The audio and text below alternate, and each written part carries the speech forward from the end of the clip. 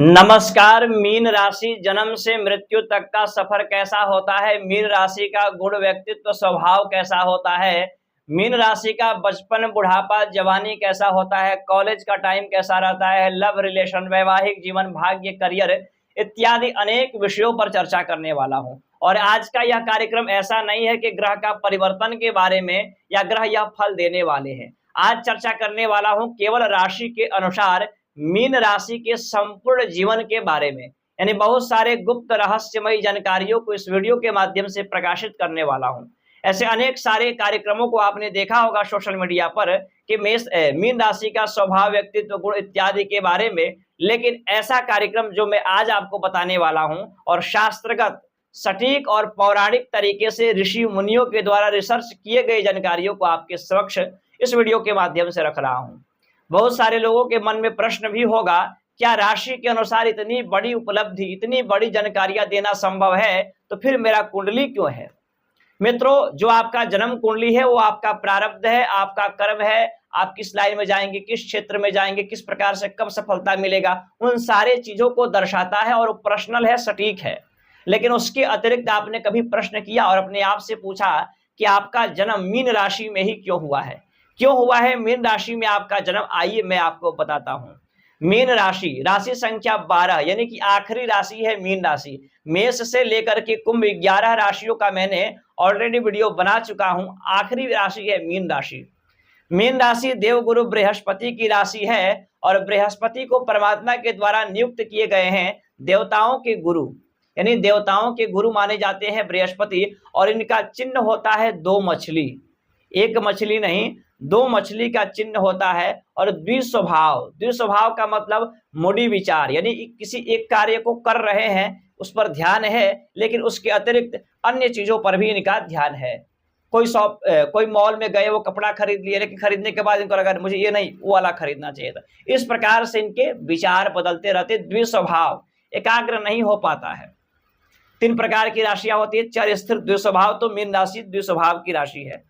अब मीन राशि के बालक जैसे जन्म होता है तो जन्म लेते ही जो इनके परिवार के लोग होते हैं या इनके आसपास के लोग होते हैं, इनको जैसे देखते ही, गोद में लेते ही परिवार के लोग, चंचलता उनके अंदर आ जाती है। चाहे कितना भी परेशान हो मानसिक रूप से या अनेक सारी चीजों को लेकर के परेशान हो, उनके अंदर चंचलता आ जाती है और हंसमुखता आ जाती है। कहीं ना कहीं वो हंसमुख हो जाते हैं। और मीन राशि के बालक जन्म लेते ही परिवार में धार्मिक, मांगलिक, पेंडिंग में पड़े हुए कार्य, अधूरे कार्य, शादी विवाह जैसे कार्य संपन्न होने लगते हैं निरंतर। 3 सालों के अंदर आपने अनुभव किया होगा। और मीन राशि वाले मूडी स्वभाव के होते हैं, शांत होते हैं। स्माइल इनका बड़ा अच्छा होता है। आंखें, इनके चेहरा पर एक अलग ही स्माइल रहता है। मीन राशि के हंसमुख चेहरा रहता है, कभी गुस्सा, कभी चिड़चिड़ापन।